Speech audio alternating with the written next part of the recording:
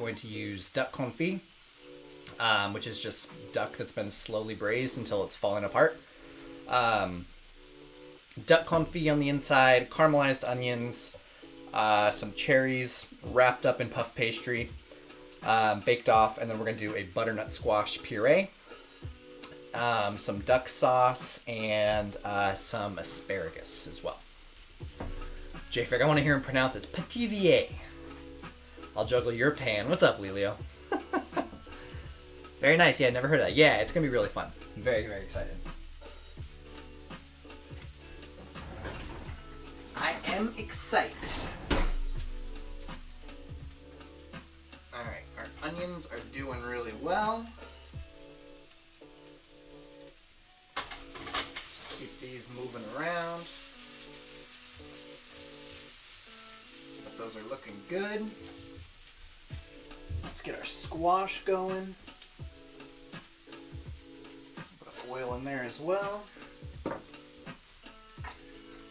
So I'm just going to take some of those onions out of the one pan and cook them down with the butternut squash as well.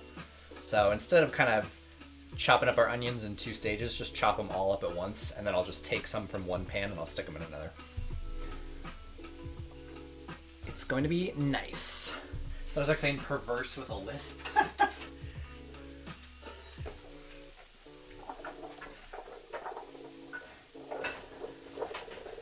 Squash cooking down.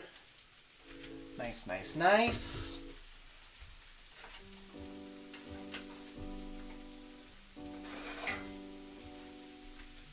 All right.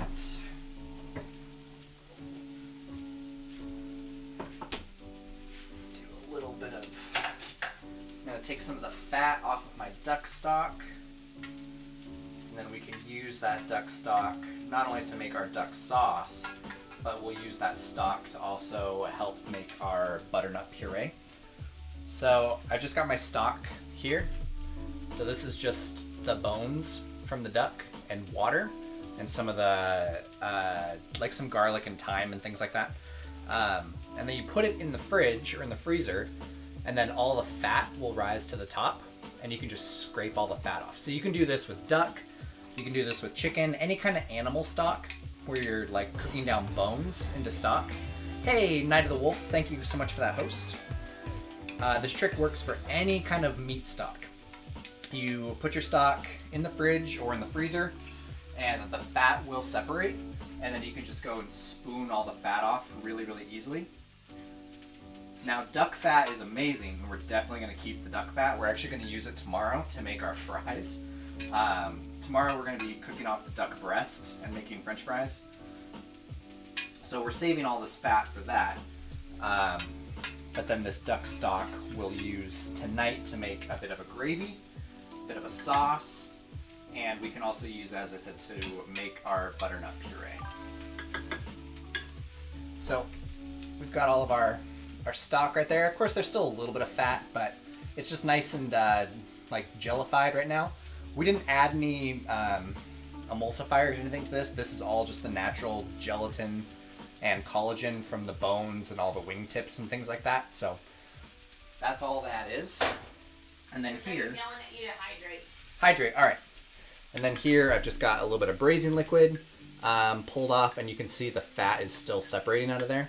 So once this solidifies as well, I can just scoop all that fat right off the top, and it's like nice, clean, perfect duck fat, and we'll use that tomorrow. No waste. And we gotta hydrate.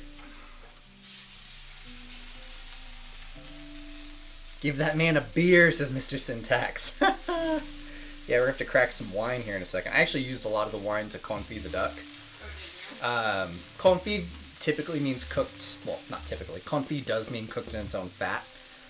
But I used a little bit of wine to give it a little bit of a jolt, so. We do still have some wine, but we also have stuff to make martinis. We could make, I think, martinis.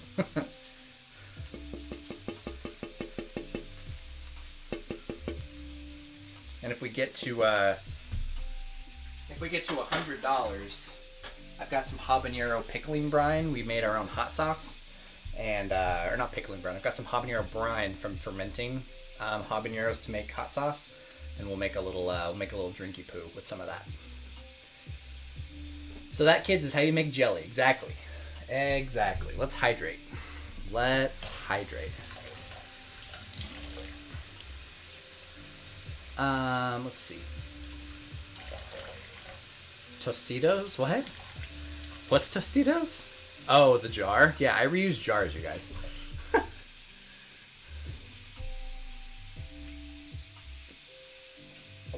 You need to crack open a bottle of bleach and drink some water. Oh my gosh. How many channel points do you have, Rachel? Dark meat is amazing. I agree with you. Dark meat is amazing. Oh, nice. I would have some habanero brine with tequila and ginger beer. Yeah. This brine is, it's really, really beautiful. It's habanero and cherry brine. Because we made some hot sauce that's pretty wild right now. Pretty wild right now. It's so hot. Alright. So all of our veggies are going. They're doing their thing. Looks great. Yeah, it smells so spicy though. Let's make some banana bread. What do you guys say? I feel like that's a thing we should do. Alright. Alright, you guys ready for banana bread? Banana bread? That looks good, yeah. Looks suspiciously like a cleaner bottle. Is that safe to recycle as a drinking bottle? It's that's what everyone says. It's actually a cold brew bottle. And I can prove to you that it's a cold brew bottle. So here's my water bottle, right? Here's the cold brew. It's the same bottle. If you take this label off, you get this. But it does look like a cleaner bottle. You're right. Banana bread's amazing. Yeah, we're gonna make some Nutella banana bread right now.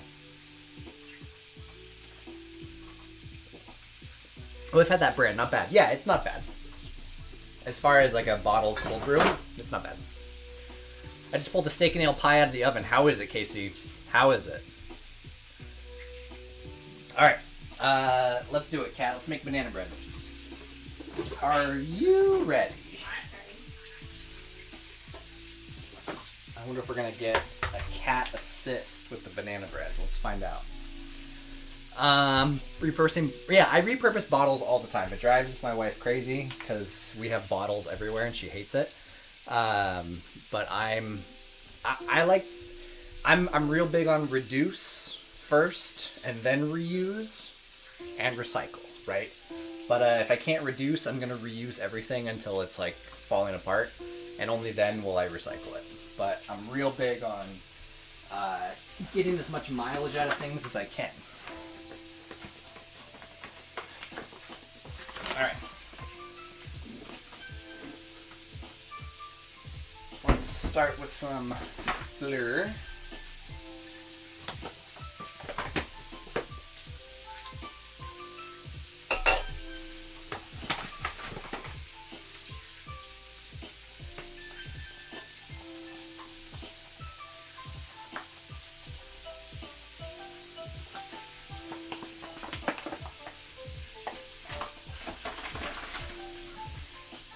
Alright, let's do some flour. Actually, I don't know why I even grabbed my scale because my recipe is not. it's not even grammed out, so I don't even know why we're needing to do that. Just a habit, good habit to be in, but a bit unnecessary for this. Just get our butternut stirred around. It's doing well. Just keep checking on everything. Make sure nothing's burning. Make sure nothing's sticking.